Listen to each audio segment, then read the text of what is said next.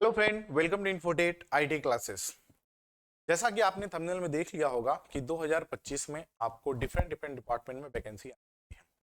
तो हम बात करने वाले हैं बीएचएल।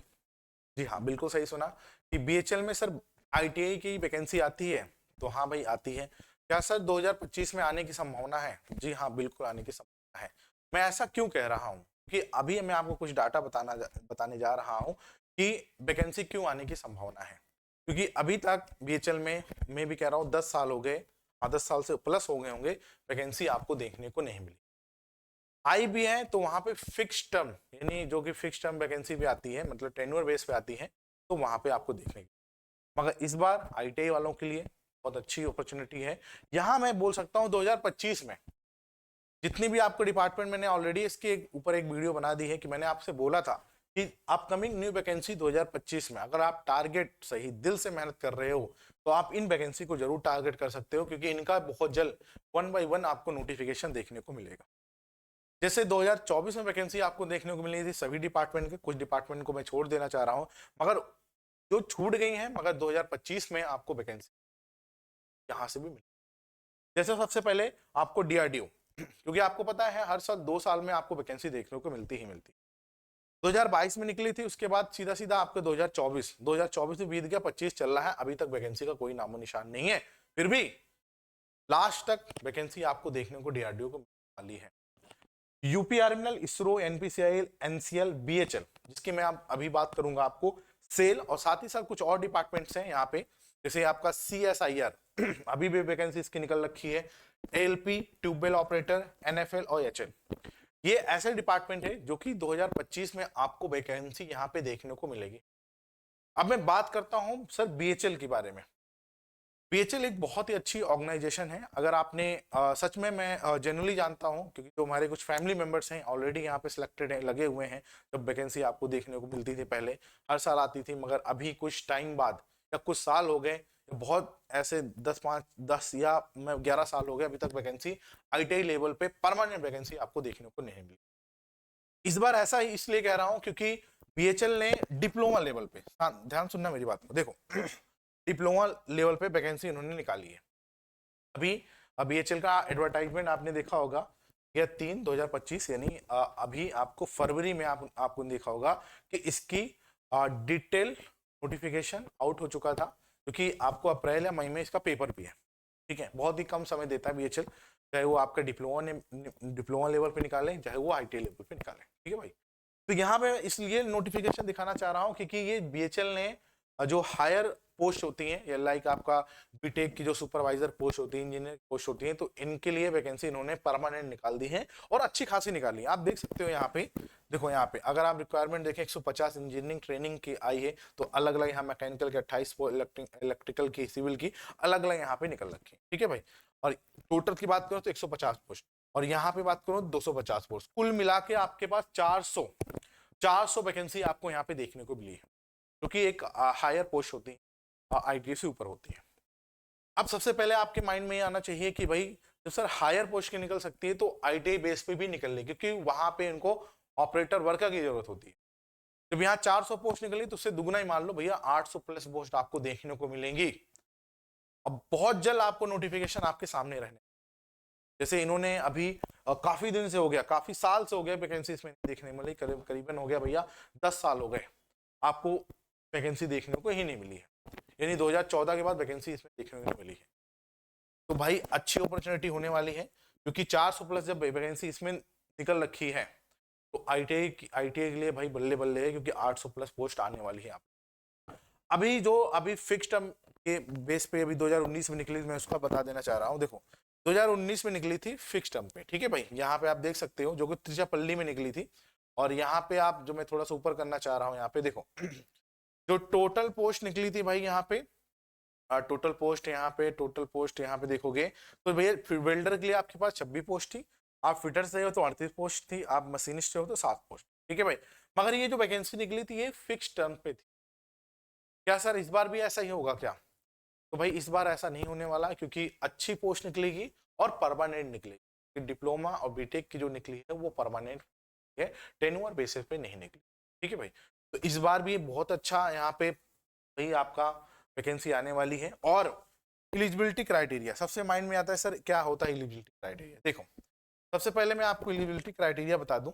अगर आप फॉर्म पे टारगेट कर रहे हैं तो देखो ध्यान से, आपकी जो एज लिमिट होनी चाहिए, मैक्सिमम जो एज होनी चाहिए वो 32 ईयर होनी चाहिए। अगर आप एससी से हैं, एसटी से हैं, तो आपको कुछ परसेंट छूट मिलेगी, ये आपको एज अ गवर्नमेंट इलेक्शन मिलता है। ठीक है भाई।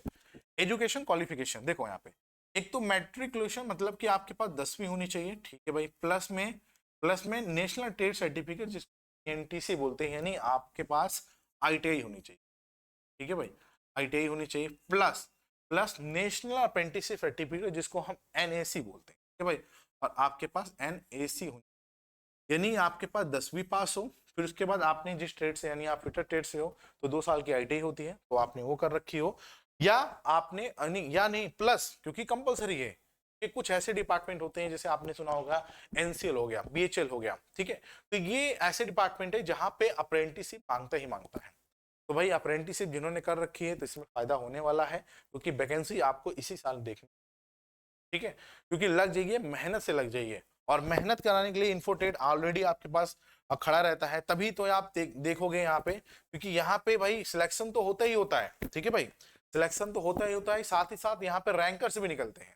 आप देख लिए होगे भाई, 2024 में बहुत सारे ऐसे डिपार्टमेंट में वैकेंसी आई थी जहाँ पे इन्फोटेट का बच्चों का मेरिट में नाम आता है। कुछ ऐसे बच्चे होते हैं जिन्होंने भाई रैंक लाते हैं, और रैंक ऐसे नहीं आती, रैंक आती है मेहनत से।